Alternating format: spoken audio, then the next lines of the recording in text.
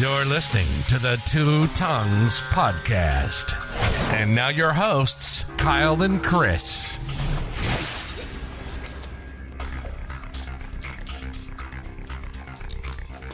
What's up, you guys? Welcome back, one and all, to another episode of the Two Tongues Podcast. Podcast where today we're going to talk about Plato. It's not going to be super obvious. We're not going to jump into it immediately. We're going to get there.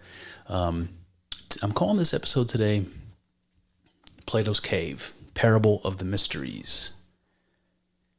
I don't want to spoil too much of it, but I think that kind of gives something away of the gist of this conversation.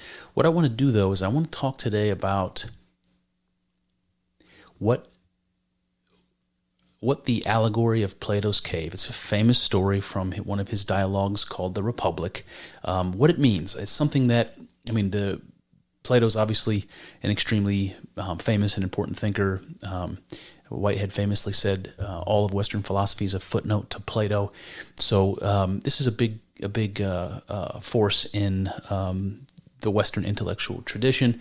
And some of his dialogues are more popular than others, more famous than others. But The Republic certainly is one that has made an enormous impact on lots of people and continues to be read today. The allegory of the cave in that particular dialogue is very famous. Many people know it. Even if you don't know it, maybe you've heard it. When I start to describe it, it'll be familiar to you. What I want to do today is talk about what the cave analogy may mean. And that means I'm going to be pushing back a little bit on what people have said it means for, many, many hundreds of years. That might be a little bit bold. I'm not really challenging the traditional interpretation of what it means. I'm just putting a little bit of a spin on it that I think nobody has done exactly the way that I'm going to do it today. So I don't know. I won't beat around the bush. I guess what I want to do here is give you a little bit of a summary of what this Plato's Cave analogy story is all about, in case you haven't read it or haven't heard it. But just to have it fresh in your mind as we start talking through the meat and potatoes of today's conversation, what is Plato's Cave analogy supposed to mean? And I'll give you my thoughts, which I think may be novel, at least a little bit. So we're talking again today about Plato's Cave. Before I jump in, let's briefly recap his famous cave analogy. So no one's in the dark, pun intended. Okay, so the idea that's set up in The Republic is imagine, this is just a thought experiment, there's no cruelty going on here. Imagine that some people are prisoners from the day that they're born. They are bound and locked into a cave, in a deep, dark cave. And they're bound in such a way that they can't move, they can't turn their heads. They're really just, the image that comes to my mind is that crazy image from the Matrix where Neo finally comes out and he pulls that thing out of his throat, that feeding tube, and he looks around and he sees all the other human battery bodies everywhere. So that's kind of an apt analogy too, but to Plato's Cave.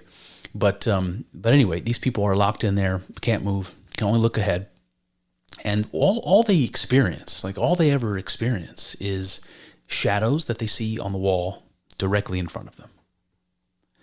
And they've been there their whole lives, so they have no experience of any kind apart from this repeated experience of shadows on the wall. They know of no other reality. The only thing that exists that they've ever experienced are the shadows on the wall.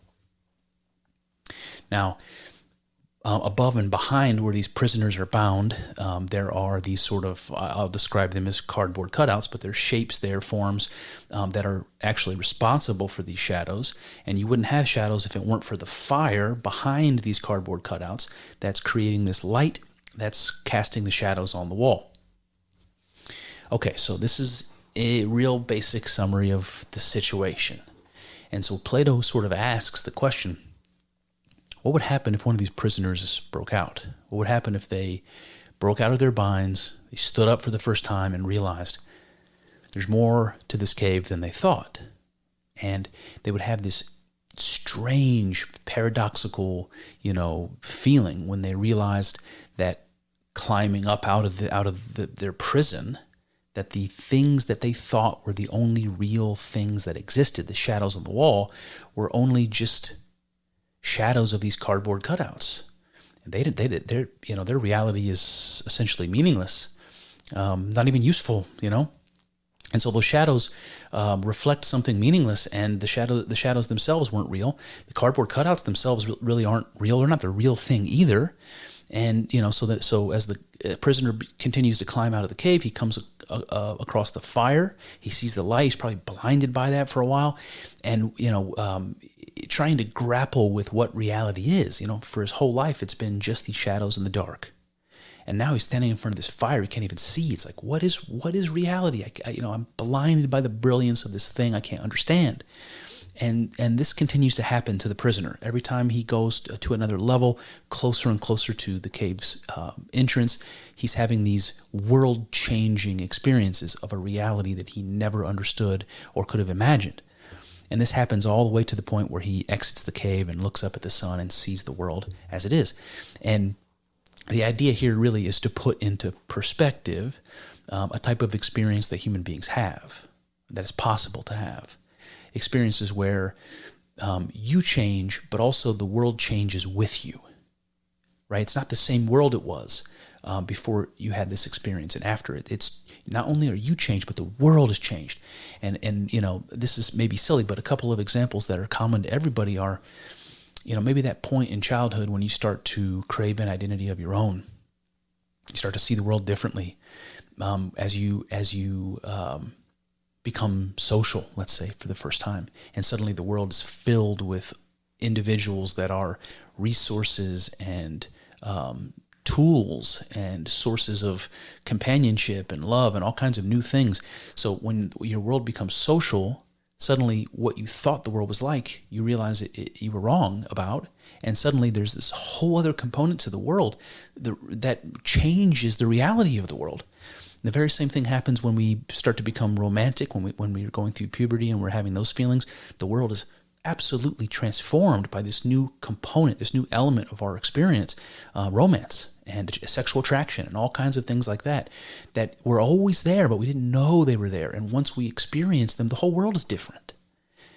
The first time you see a loved one die and you're faced with the certainty of death, even for yourself and the other people that you love, this is another moment. There's all kinds of things like that. You can kind of understand what I mean, where you become changed in a way so dramatic that it changes the world forever. It changes the way you understand the world, even changes the way you understand what is real.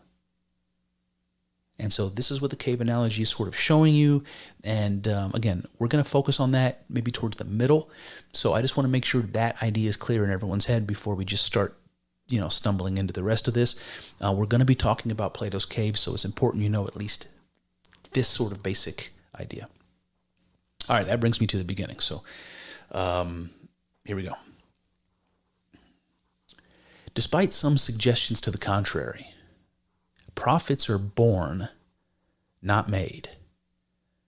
There is always, without fail, some transformative personal experience that accompanies the birth of a new religious movement. This is true even in extreme cases.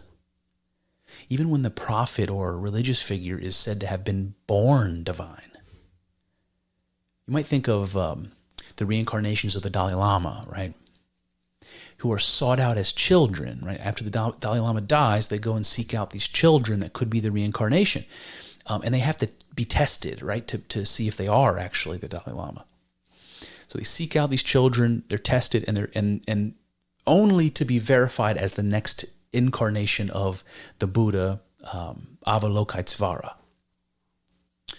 So they were, of course, always Avalokitesvara, but were unaware of it, right, until they took and passed the test. So similarly, we could look to someone like Jesus, also born divine according to tradition. He too did not seem to know this until being baptized by John. Only then did he become what he always was. So, just what the hell is this transformative experience that sets a prophet apart from the rest of us? Where does it come from? What does it mean? In general, we can say that transformative religious experience reflects a common pattern wherever it's found. Its hallmarks include an altered state of consciousness, a vision, a revelation, or an enlightenment experience, something like that, an ego death, or the sense of the loss of self-identity, followed by a miraculous rebirth into a new identity. The reborn prophet knows something he did not know before. He is something he wasn't before. He experienced something he never dreamed possible. And with his new self comes a new identity, an expanded consciousness which unifies itself with God, the cosmos, and everything in it. It is, above all, a unitive experience, a deep intuition of the unity of God with all things. What I want to do here is give you some examples. We're talking about prophets and religious figures, and you might think that's weird in the same breath as talking about Plato, but boy, the more I learn about Plato, the more I disagree. I think Plato was a religious figure. I think Platonism is a religion, and I think its impact on Christianity is deeper than we can admit. So let me just share with you some examples of this type of a transformative experience, the type that I think is being talked about in Plato's cave analogy. But I want to give you some counterexamples for religious people from different cultures so you can get some idea of the universality of this type of transformative experience, okay? So we'll start with the Buddha for just a second. Siddhartha Gautama, the Buddha, right? He had this transformative experience. It's described in a couple of places. The Buddhist holy books are kind of all over the place, but it's described in a couple of places. He's in deep meditation, sitting underneath a Bodhi tree, and this is where he attains enlightenment. This is where he becomes the Buddha while he's meditating. Okay, and there's a demon. Her name is Mara, who appears, and she tries to prevent the Buddha from gaining this enlightenment. She's trying to prevent it, right? But he prevails, right? He overcomes the force of this demon Mara, and he becomes the Buddha. He becomes enlightened, okay? So he has this transformative experience where he was Siddhartha Gautama sitting under the Bodhi tree. And when he opens up his eyes after he's done with his meditation, he's the Buddha now. He's the enlightened one. He's not who he once was. Okay? Now we can just pivot over to the biblical stories, and you can see that they're absolutely filled with this sort of a transformative religious experience. Important people, all of them really, have had some version of this. So let's start with Jacob for a second.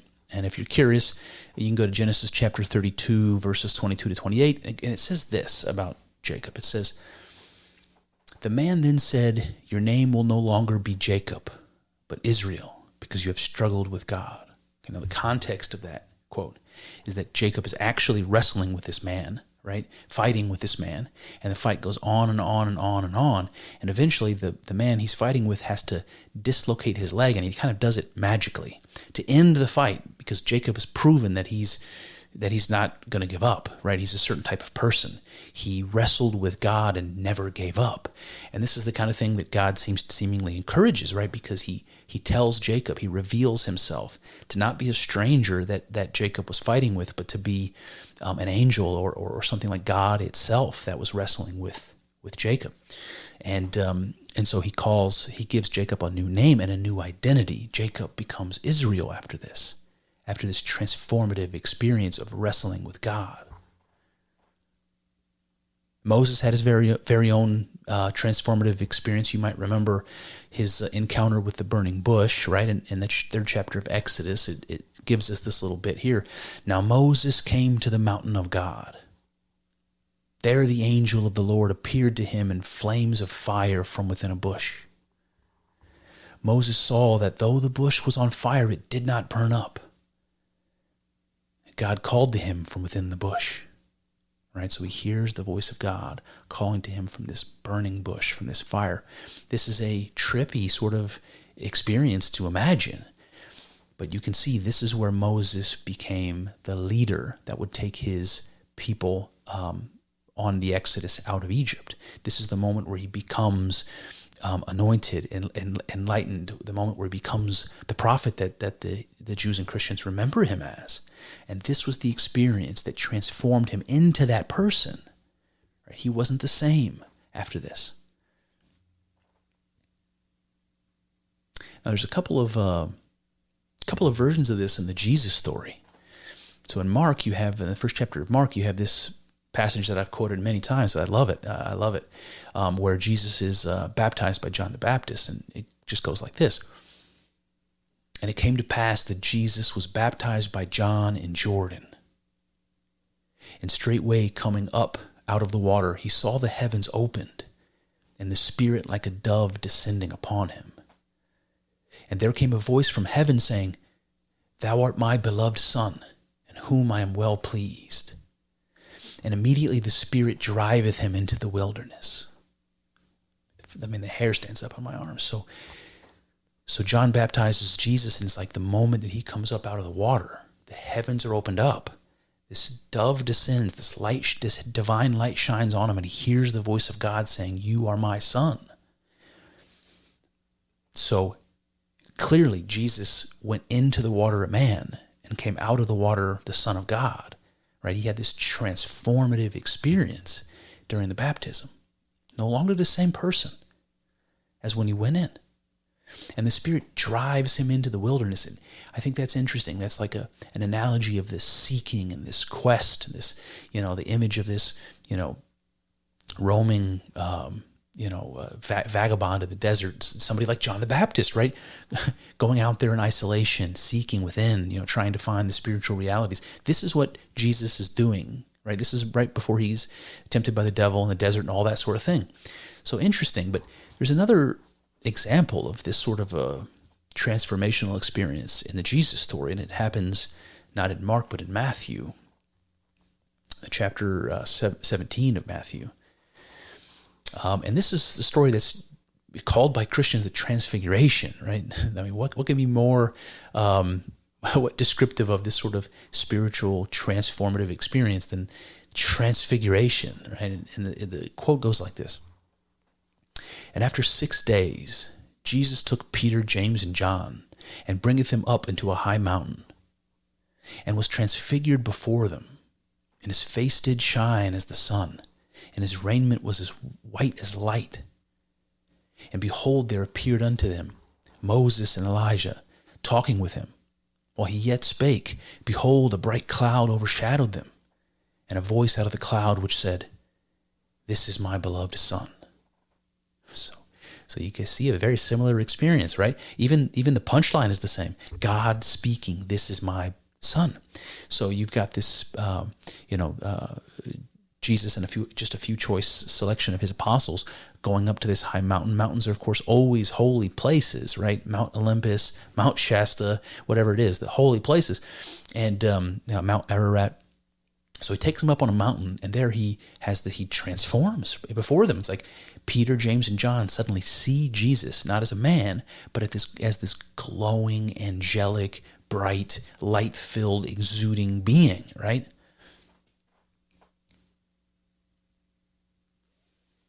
How about Paul? How about Paul the Apostle? It's kind of similar to the Jacob-Israel example we talked about a minute ago.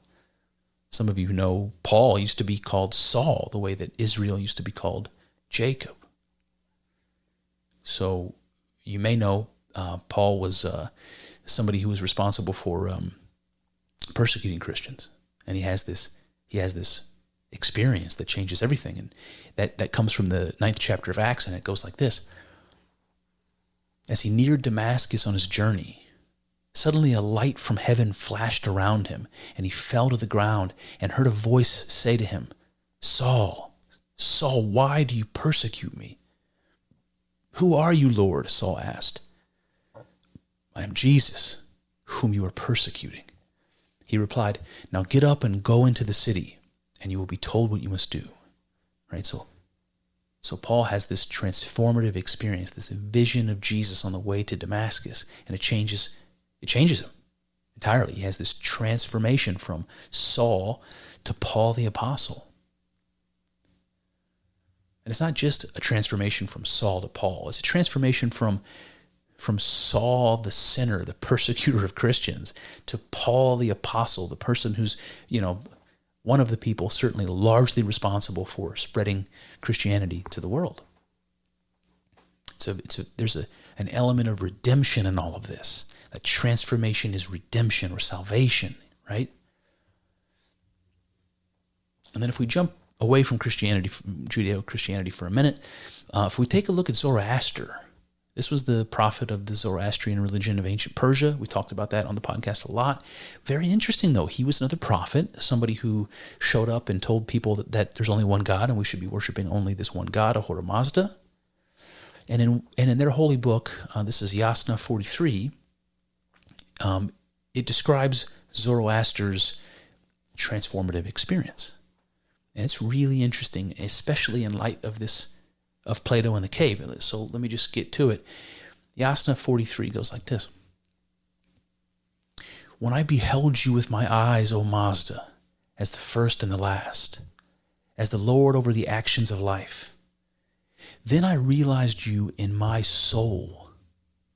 The path is that which leads us to the real and true world. The lover of truth and those in love with thee, O Mazda, shall become one with thee.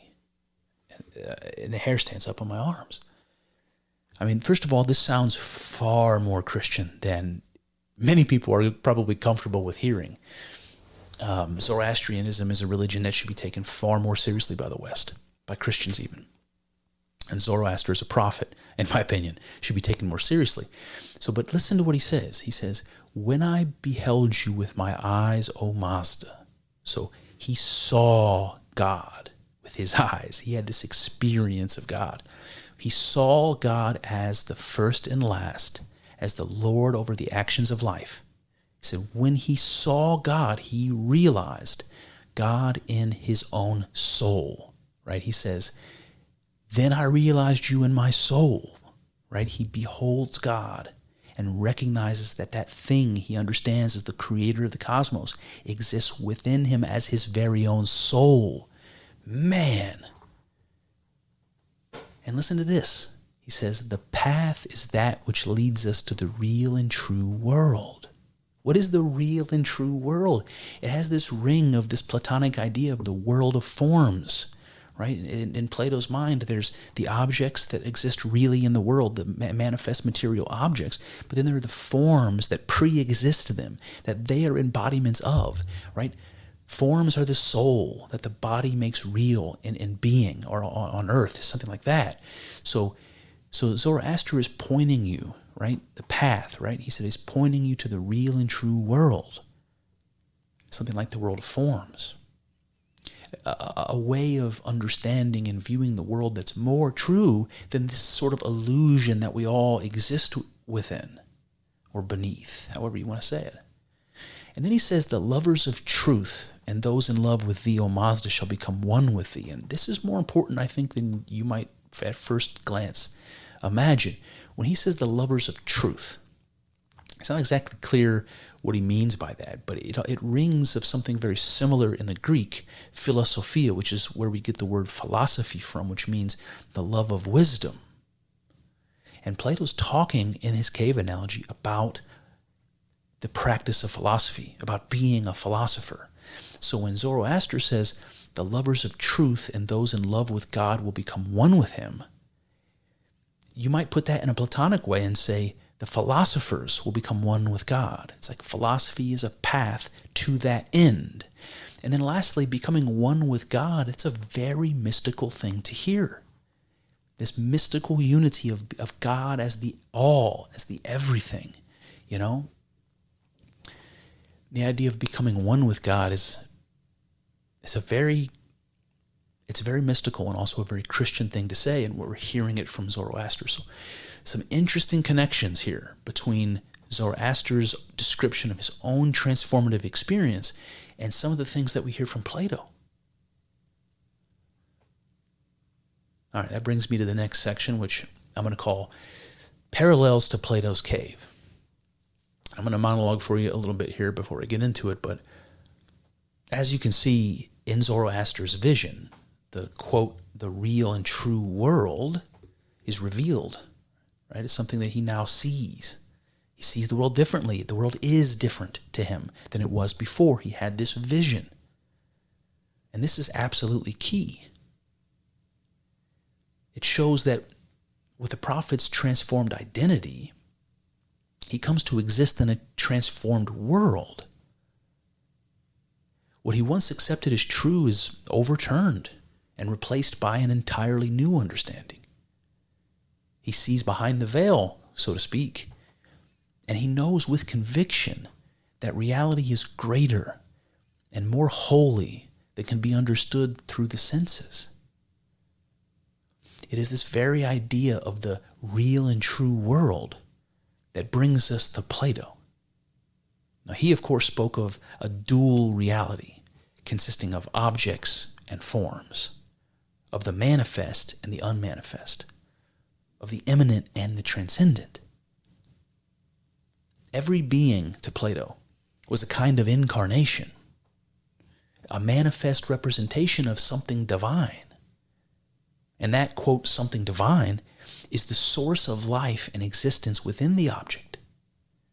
It is in essence, its essence rather. Plato calls it its form. You see, for Plato, the form is the real and true thing, not the object which embodies it.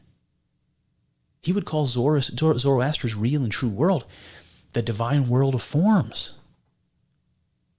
It is the forms that incarnate into the world. They are the divine reality. They are the real and true, hidden as they may be.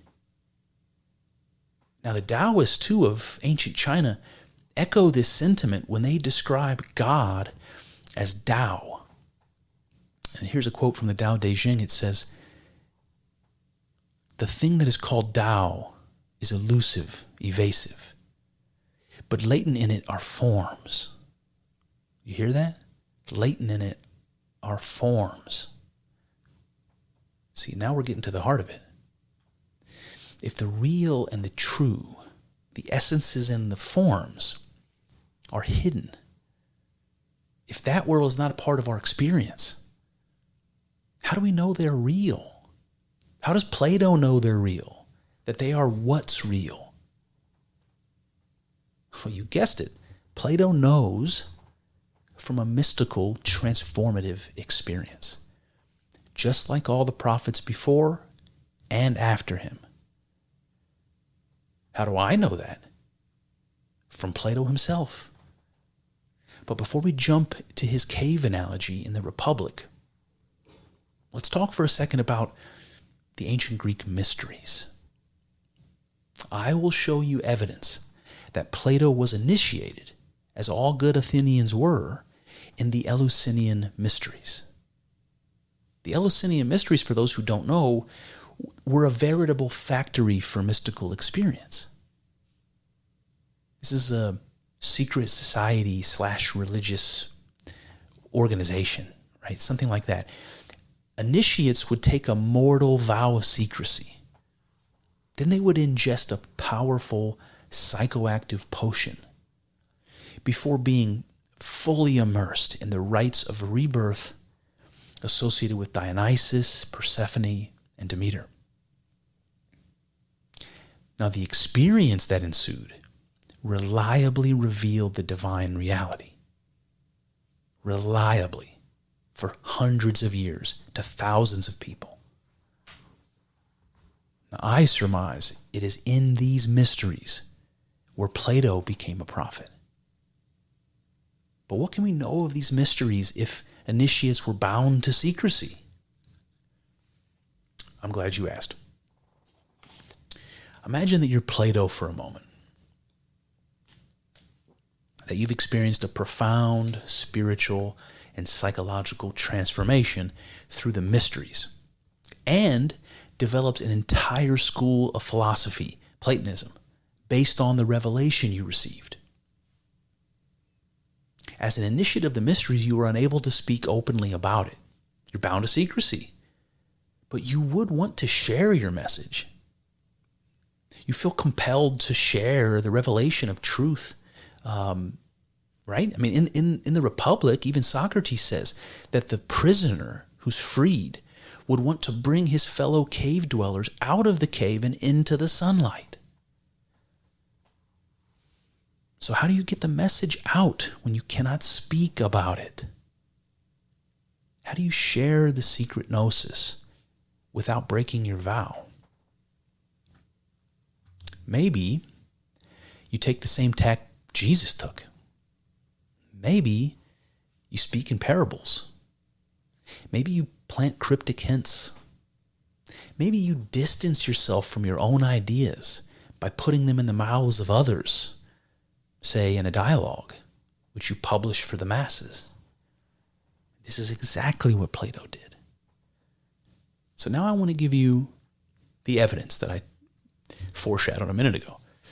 The evidence that proves Plato was an initiate of the mysteries of Eleusis, that he had this mystical, psychedelic, mystical, religious, transformative experience there.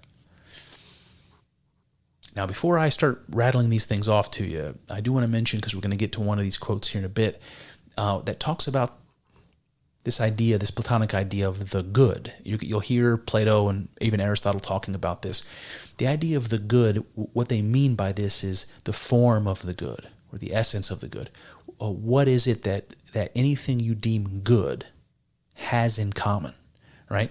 And to Plato, this question about the essence of goodness, this is really a quest for God. So when he speaks of the good, or the form of the good, this seems to be a way of Plato to understand God. God in the way that maybe I understand it, so I don't know that it's quite fair to just put it like that. It's how he understands God as the ultimate. You can think about God in lots of ways, but God is, if nothing else, the ultimate. All right, so when you hear the good, just kind of understand he really means God. All right, so that being said, I'm going to read you a line from one of his dialogues called the Phaedrus. It goes like this. For the greatest of blessings come to us through madness, when it is sent as a gift of the gods. Interesting, right? The greatest of blessings comes through madness, when the madness is sent as a gift of the gods. Okay, so it's important to understand that in the ancient world, madness, being crazy, it takes many forms. We know that, of course. But many of the people that were thought to be crazy, the image that comes to my mind is Floki from the show Vikings, but these sort of shamanistic people in ancient societies that were a little bit fucking crazy, that saw the world a little differently, they were actually valued in the society as holy people, right? Or spiritual guides or healers or things like that. So when you think about divine madness, this is also something that, if you've ever had a mystical experience, even a psychedelic experience of a spiritual nature, divine madness is a pretty apt description. So this idea of divine madness, to me, is a very clear breadcrumb, a very clear cryptic hint that Plato himself has had this experience of divine madness. And for him, it was something sent from the gods, right? This is what the mysteries were. A religious rite, a gift from God to man, making them go out of their minds, an altered state of consciousness, right? And it shows them either themselves or the world or the whole kit and caboodle differently. It reveals something true that was otherwise hidden from your sober reality. All right, now let's go to the symposium next. In the symposium, there's a moment where, remember, these dialogues a lot of people are having a conversation with each other. But before this conversation begins, there's a quote in the symposium where it says, "Ye uninitiated, close up the doors." It may mean nothing to you if you hadn't studied the mysteries. You may remember we did an episode on the Derveni Papyrus not long ago, which was about another mystery school, a related mystery school in ancient Greece that has to do with Orphism. But in the Derveni Papyrus, we have the exact same quote. Ye uninitiated, close up the doors. So seemingly this was if you were an ancient Greek, if you were initiated into the mystery, certainly, you would understand this. This is what happens at the mysteries, right? Nobody who's uninitiated, nobody on the outside is allowed to see what's going on the inside, and nobody's allowed to talk about it. Think about the Masons today, something like that. Ye uninitiated, close up the doors. Plato put this in the Symposium, a quote that every ancient Greek would immediately recognize as something that is said in the mystery rites. All right, next from Phaedo, another dialogue, he says this. The design of the mysteries was to lead us back to the principles from which we descended. Ooh, okay, now we're getting somewhere. Now he's talking explicitly about the mysteries, and he's saying the goal of the mysteries is to lead us back to the principles from which we descended. That, to me, it sounds like to reunite with God, right? Just like we heard from Zoroaster earlier, where he says the philosophers, the seekers, will become one with God. This is what Plato's saying, right? To lead us back to the principles from which we descended. Now, there's some interesting things here, because to say lead us back implies that we've been there before, right? That our soul originates in God. And that's what we're returning to. But he's also calling God the principles. And that's interesting. It's a weird way of thinking about God, isn't it? But if you understand that to Plato, the word forms is synonymous with the word ideas. These are things that exist in mind, or that exist eternally. So to Plato, there's no difference. Nous, or mind, is something that's detached from your body. It exists with or without you, right? So the principles exist, and Plato thinks of the forms as something that exists with or without us. They exist in that divine world of forms, in that divine realm. Okay, so the principles from which we descended are something like the forms from which we descended, right?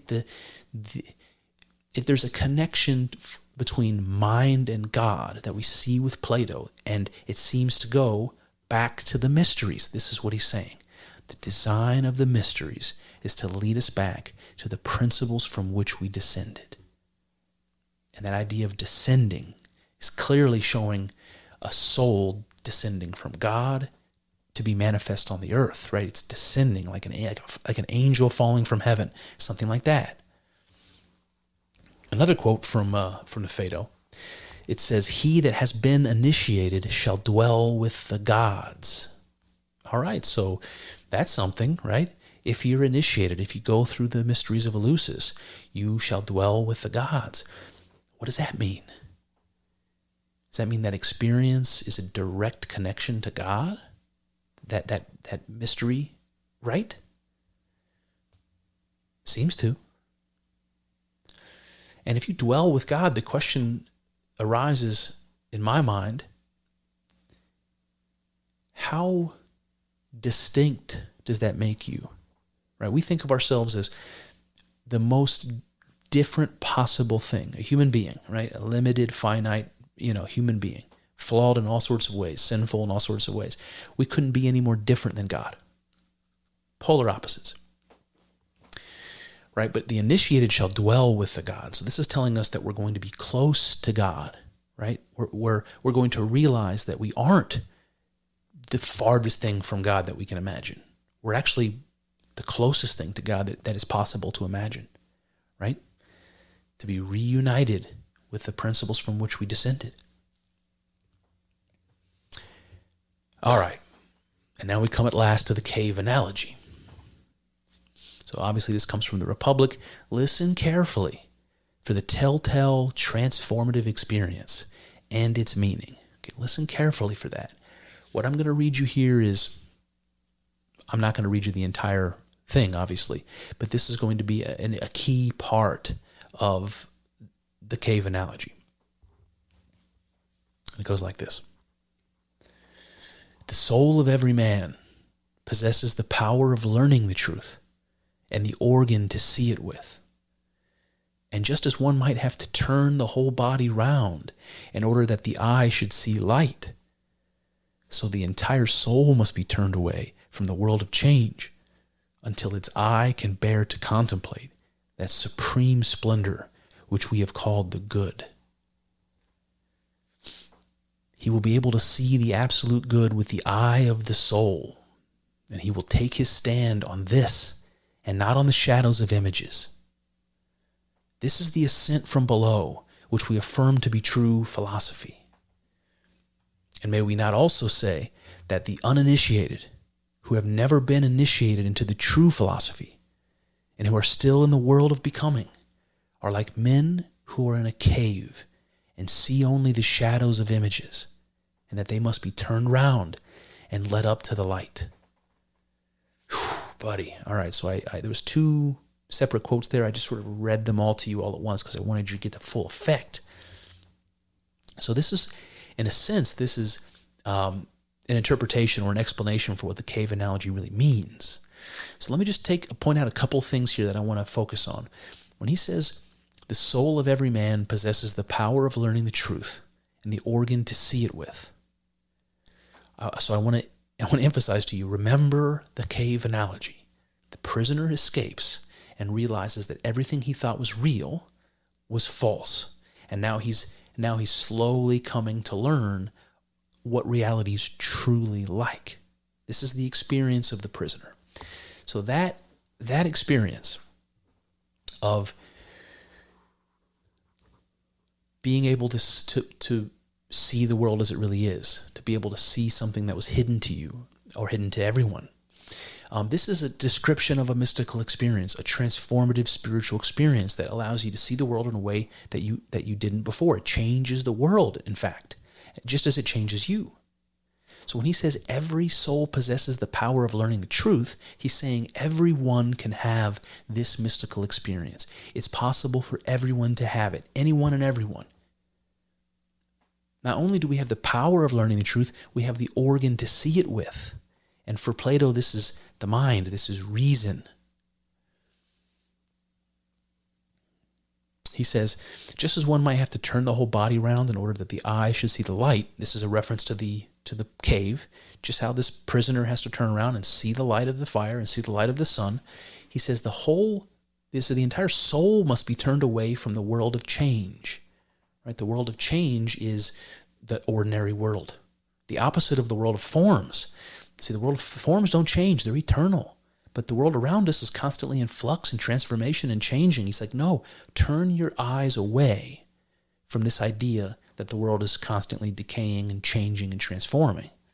And you'll be able to, he says, bear to contemplate the supreme splendor which we have called the good, the supreme splendor which we have called God.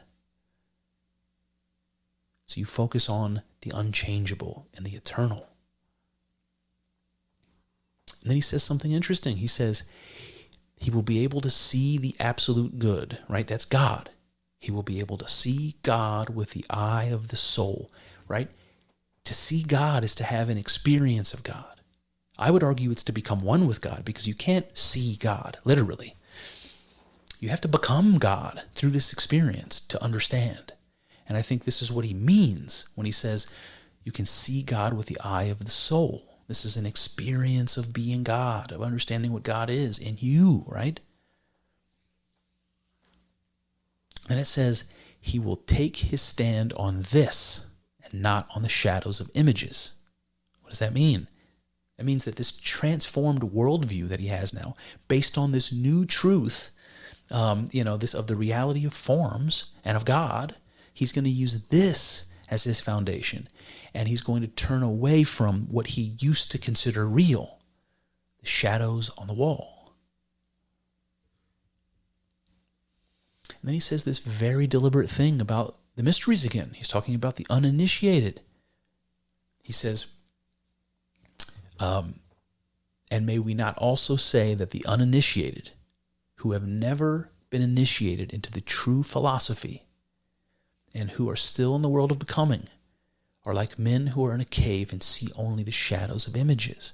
So for him, he's saying it is the uninitiated that see the world as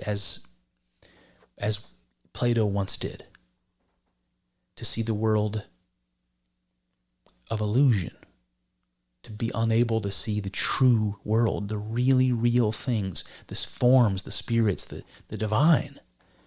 He's like, only the initiated can see that imbued in the world and in themselves.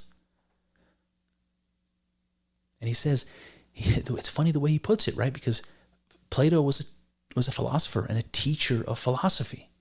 And he says, those who have never been initiated into the true philosophy are like men who are in a cave and see only the shadows of images.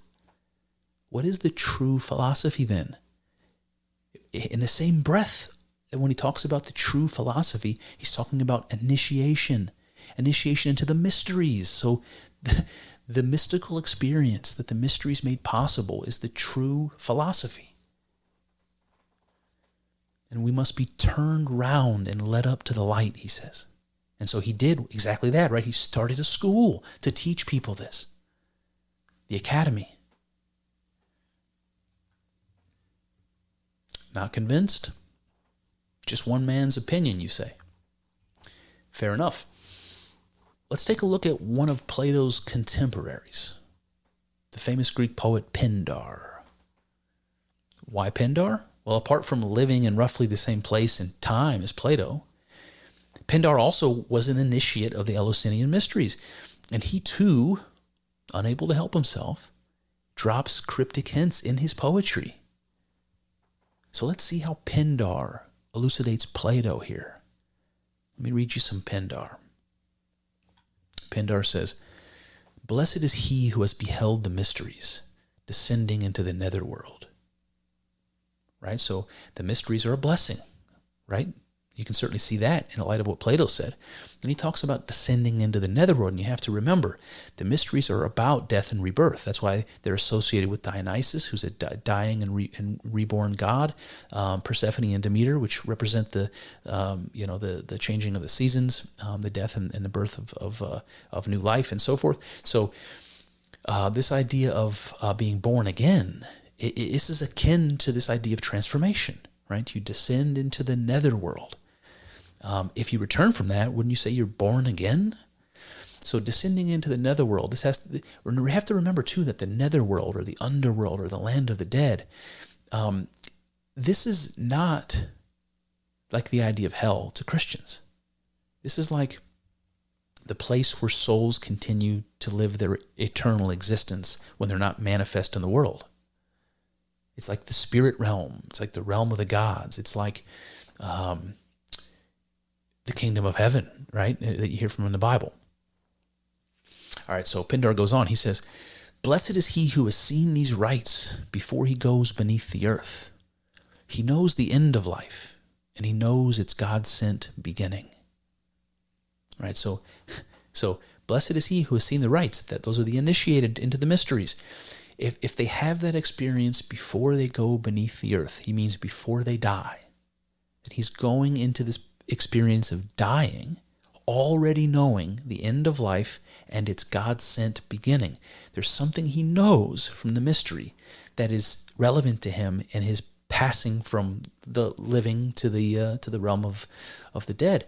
And so there's this idea of transformative knowledge or gnosis, right? He knows something that's going to help him in the afterlife. The mysteries have imparted some knowledge to him that makes a difference to him in the afterlife. He knows the end of life and its God-sent beginning. Then he says this, he says, "Man is but a dream of a shadow." Isn't that interesting? Man is but a dream of a shadow. I don't know what a dream of a shadow makes you think of, but in the light of Plato, it makes me think of a form, right? Man is but a dream of a shadow. So remember, dream is something associated with the mind. A mind is something, mind itself is associated with God. This is the idea of nous, the Platonic idea. So man is but a dream of a shadow. To me, it's like what a man is an embodiment, is an incarnation or a manifestation of this holy divine thing that Plato's calling form. Pindar says, with our mortal minds we should seek from the gods that which becomes us. Listen to that. With our mortal minds we should seek from the gods that which becomes us. It's like there's something that becomes us, something that pre-exists the thing that we are now, that is still us somehow. That's like our eternal, immortal soul, our pre-existing essence, our form, something like that. And it's with our minds we should seek it, right? So again, the mind is something we share with God, right? With the faculty of the intellect and reason, that's something that exists with or without us. That's something that's fundamental to Plato. Like atoms or space or time, right? It's fundamental. So when he says that which becomes us, I just can't help but think of a form to be incarnated. And he indicates that the thing that becomes us comes from the gods. So perhaps he's even equating the gods with a lowercase g to the forms, right? And you might think that's a leap, but that's exactly what Carl Jung did. When he talked about the archetypes, which he basically borrows from Plato's forms. Carl Jung talks about the archetypes as living beings with will of their own that are just ideas existing in this world of forms, essentially. All right, Pindar says, I will work out the divinity that is busy within my mind. Right? I will work out the divinity that is busy within my mind. So that tells us two things. It tells us that there's divinity within his mind, right? There's a connection between God as mind and my own mind. This is the idea of nous. So consciousness and intellect and reason, these are all divine qualities of the divine. So not only is he saying that what is divine is within your mind, God is within you, he's also saying that you have the ability to work it out, whatever that means, to express it, to express God on earth through you, through that connection of your soul and your mind. Lastly, he says this, the race of gods and men is one, and from one mother we both draw our breath. Well, I love this. So he's playing off an older quote here because I know it. I mean, there's a famous quote from from Hesiod, from the ancient Greek Hesiod, who says, the gods and mortal men sprang from one source. And Pindar is saying exactly the same thing. The race of gods and men is one. So there's no distinction between men and gods. That leads evidence to what we said earlier about gods with a lowercase g being forms or spirits in the same way that we are, embodied spirits. And then he says, and from one mother we both draw our breath. So breath, which is associated with life, what we get our life from, what the gods get their life from, is this single source, this mother. Now, because he's talking, he's really speaking of Hesiod here when he talks about the gods and men sprang from one source. I know who this mother is he's referring to, but it's important to know there's one source, right? There's one divine unity. This is the mother that he's referring to. So again, he may be saying that the gods and men are equally forms from some ill-defined, half-understood monad that Pindar calls mother, our mother, referring clearly to Hesiod's chaos. Chaos was the mother in the beginning from which all the other gods were born, and all of material reality flows from the goddess, the primordial monad, the one thing that was there in the beginning that constitutes all of it, chaos. This is the mystical idea of the Ouroboros that we see everywhere in mysticism, and we're seeing it here in Pindar. We saw it in Hesiod, we're seeing it in Plato, this idea of a divine unity, that everything is one in God somehow, if we could only come to understand it, if we could only come to realize it. All right, that brings me to the next section, which I'm going to call meaning of the cave analogy, the meaning of the cave analogy. So the first thing I want to do is I just want to read to you in most of Plato's dialogues, Socrates is the main mouthpiece. Socrates is speaking most of the time and speaking to other people. So these are the words of Socrates here, and he's giving us the meaning of the cave analogy. We don't have to wonder about it. I don't have to go to, some PhD philosophy professor to ask him, what did Plato mean by the cave analogy? Because he tells us in the dialogue what it means. And this is what Socrates says about it. He says,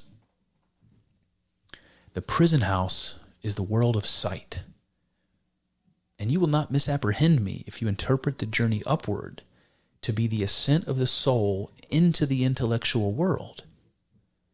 My opinion is that in the world of knowledge, the idea of the good, right, this is God, appears last of all, and is seen only with an effort, and when seen is also inferred to be the universal author of all things in the visible world, and the immediate source of reason and truth in the intellectual. All right, so it's probably wordier than it needs to be, but let's focus in on a couple of these things. Clearly, when he says the prison house is the world of sight, he's talking about the cave again. He's saying, now that we've been through this whole cave analogy, understand that the prisoners in the cave are you and I. They're regular people. The world of sight, the things that we take as real, are really an illusion, and they're keeping us in a prison, just like we're describing in the cave. Then he says, you're not misunderstanding me when you see that the journey upwards and out of the cave, he's like, the journey upwards to be the ascent of the soul into the intellectual world. And then he says that the idea or the form of the good, this is the last thing that you see. This is the last revelation. This is the final thing that you get to understand, the most real thing at the very end of your quest. He says it's only seen with an effort. And when it's seen, you infer it to be the universal author of all things in the visible world. It's the creator of the cosmos. And it's the source of reason in the intellectual. And it's the thing behind your eyes, thinking and feeling and experiencing. Isn't that awesome? So did you catch it, or did it run by too fast? Did you hear what Socrates said? Did he just reveal the meaning of the mysteries? Right? He says, you will not misapprehend me if you interpret the journey upwards to be the ascent of the soul into the intellectual world. Right? What is the intellectual world? Well, it's distinguished from what Socrates calls in the same passage the world of knowledge and the visible world. It's Plato's world of forms. So whatever experience is being analogized in the cave story, whatever it is, it brings the soul closer to its origin, to the realm of forms from which it came. So next, Socrates says, the idea or the form of the good appears last of all. Right? So God is the final and ultimate reality to be revealed. Socrates says, and is seen only with effort. Right? So it requires the attainment of a transformative, revelatory experience. And Socrates says, and when seen is also inferred to be the universal author of all things, that God made the world. He says, and the source of reason. So you see God also as immanent in the world, in us, as our soul, our life, and our mind. Okay, this is saying something profound. It's saying that God is both transcendent and immanent, both creator and creation, both the world of experience and the faculty that experiences. In other words, God is one, the monad, the all everything all at once.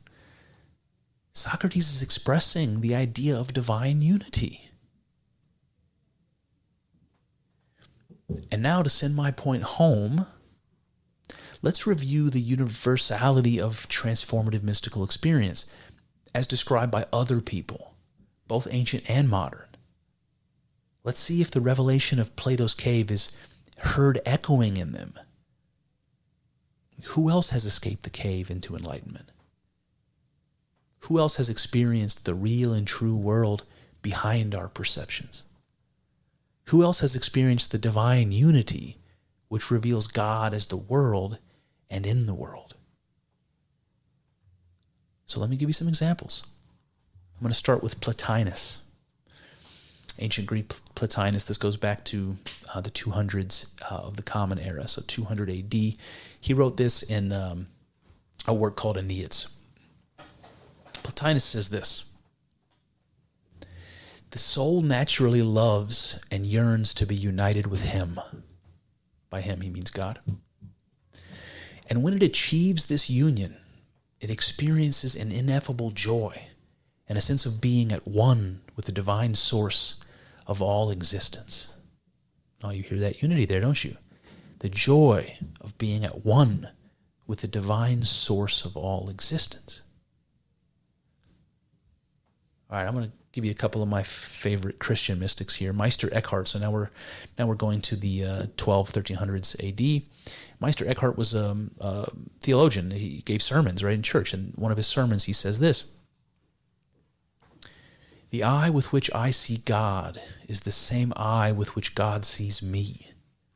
My eye and God's eye are one.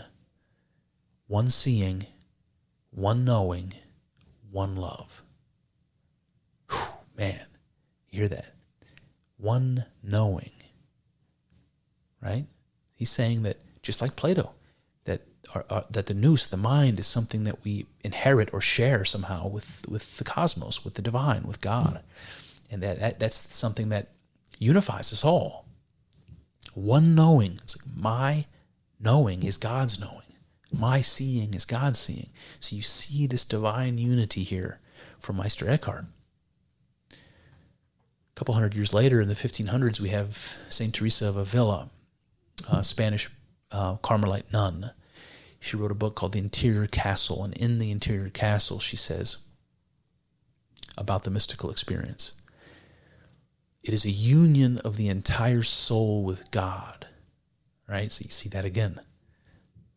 Association or connection of that which makes you alive, that which is associated with your consciousness and your memories and your emotions and all of that. Your soul is one with God. All right, I'm going to give you a couple that aren't explicitly religious. Let's look at a couple of poets here, starting with Ralph Waldo Emerson. So this is the 1800s. He wrote an essay called Nature. So let me read this to you. Ralph Emerson says, "Standing on the bare ground, my head bathed by the blithe air and uplifted into infinite space, all egotism vanishes. I become nothing. I see all. The currents of the universal being circulate through me. I am part or particle of God." Oh, man. So this is his mystical experience he's describing. Standing on the bare ground, my head bathed in blithe air, uplifted into infinite space. He's staring. He's in this awe experience, this overwhelming awe experience, staring in space. He says, all egotism vanishes. Right? This is an ego death when he says egotism vanishes. This is very much like a real death, right? Because when your ego is what the psychologist will call also your persona, right? It's something that it's not the deepest part of you, but it is the part you sort of attach your identity to. So when your ego dissolves, your identity dissolves. And that's when he says, I became nothing. But then he says, I see all. Okay, now this is the important part. When you have this death and rebirth, this is what the transformation is all about. When you have this death and rebirth, and that's what he's describing. Ego dies, but he's not dead, right? He says he's become nothing, and yet he says he sees all. So when he becomes nothing, when he's no longer his self, he's something else, something that sees all. When he's no longer himself, he opens his eyes again and he is another self, a cosmic self, a divine self. He finds himself God in that moment. And so he can see all. And he says as much. He says, the currents of the universal being circulate through me. Isn't that amazing? I am a particle of God, he says. Fucking A, Emerson. Love it. All right, another one from Emerson, from an essay called Experience. He says, the Lord of life, I saw them pass in their own guise. The inventor of the game, omnipresent without name. Little man least of all among the legs of his guardians tall, walked about with puzzled look. Him by the hand dear nature took. Dearest nature strong and kind whispered, darling, never mind. Tomorrow they will wear another face. The founder thou, these are thy race. Whew. All right, so that's poetry, obviously. Maybe a little bit more difficult to follow, but listen to what he says. He says, the lords of life, I saw them pass in their own guise. So I get the feeling here of different forms of life. And maybe you can see that like a fast motion show or something, showing you the evolution of species over time or something, or the generations coming and going. The lords of life, he sees them pass in their guise, so they're changing the way they look and seem, but there's always this sort of passage of life and beings. And then he says, the inventor of the game, right, the game that these living things are playing, the game that we call reality. He says, the person who invented this, its creator, God, he calls him omnipresent without name. Obviously, God is considered omnipresent, so fair enough. And he says this, he says, little man least of all, which reminds me of some biblical passage about some things that Jesus said as well, about the least of you shall be the first and so forth. But he says, little man least of all, among the legs of his guardians tall, walked about with puzzled look. Him by the hand dear nature took. So I'm getting this picture of maybe a child, okay? Little man least of all, a child. And he's hanging on to the leg of his guardian, of his mom or dad, walking around looking at the world puzzled, right? A child looking with awe at existence, the way that you did when you were a child, you've probably forgotten about, unless I won't go there. So a child looking around in awe at reality. And then it says, him by the hand dear nature took. So now we have nature speaking to this child who's afraid and in awe of reality. And nature says to the child, darling, never mind. Tomorrow they will wear another face. The founder thou, these are thy race. So what is nature saying to this little boy? Saying these are the lords of life that are coming and going. They're going to continue to come and go. Tomorrow they'll have another face. There'll be something else. Then nature says this, the founder thou, these are thy race. What does that mean in this old English? What does it mean? The founder of this race, the founder of this game, the inventor of the game, the omnipresent God, right? The founder, thou. Nature's saying to the child, that's you. You're God. You're responsible for this. It's you. And these are your race. Things that exist belong to you. Isn't that interesting? All right, that brings us to Walt Whitman. So now this is like 1855. This is from a work called Song of Myself. Walt Whitman says this, swiftly arose and spread around me the peace and knowledge that pass all the argument of the earth. And I know that the hand of God is the promise of my own.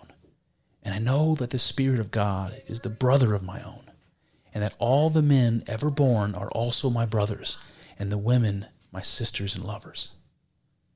Whew. You see the unity there. He says, oh man. So he's describing this experience happening, when it's coming on, when it's happening. Swiftly arose and spread around me the peace and knowledge that pass all the argument of the earth. Right? This is an altered state of consciousness. This is an experience that's not normal. Whatever happened to Walt Whitman when he said, and I know in this experience that the hand of God is the promise of my own. And I know that the Spirit of God is the brother of my own. So you have this kinship between God and your soul or spirit again. Then he said, and all the men ever born are my brothers and women my sisters. So you have this unity that you recognize in that experience. It's like, yes, you're my brother. Yes, you're my sister, because all things are one. We're all God, right? This is the same reason why Jesus said to turn the other cheek and why he washed the feet of his apostles, right? Because every act he does is an act done by God to God. This is the understanding that Jesus had.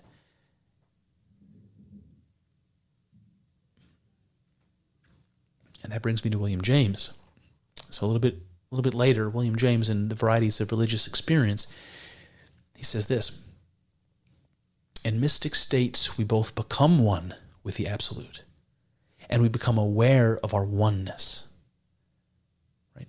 I could stop there. There's more, but I could stop right there. That is the mystical experience. That is the gnosis. That is what everyone's chasing after. And when you read it on the page or you hear it coming from my voice, it doesn't sink in. This is an experience that you have to seek out and have. Only when you have it will you understand. It's like someone can tell you all day long about what it's like to be in love, but until you've fallen in love, you have no idea what they're talking about. James, again, in mystic states, we both become one with the Absolute and aware of our oneness. This is the everlasting and triumphant mystical tradition, hardly altered by differences of clime or creed. In Hinduism and Neoplatonism, in Sufism and Christian mysticism and Whitmanism, we find the same recurring note, so that there is about mystical utterances an eternal unanimity which ought to make a critic stop and think. That's exactly the point I want to make with this episode. And we're almost there, so let me read a couple more here. This one's coming from Alan Watts, 1962. This is a relatively modern version of the story of a mystical, transformative, unitive experience, like what Plato's cave is trying to express. Alan says this: I begin to feel the world is at once inside my head and outside it, and the two begin to include one another. I am unusually aware that everything I'm sensing is also my body.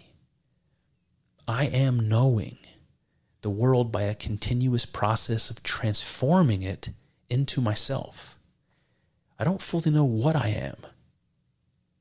Consciousness peers out from a center which it cannot see, and that is the root of the matter. Oh, man.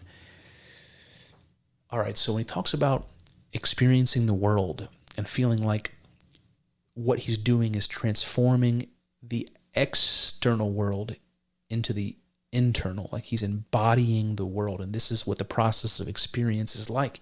It's like unifying the experiencer with the experience. Again, you have this unitive experience being described.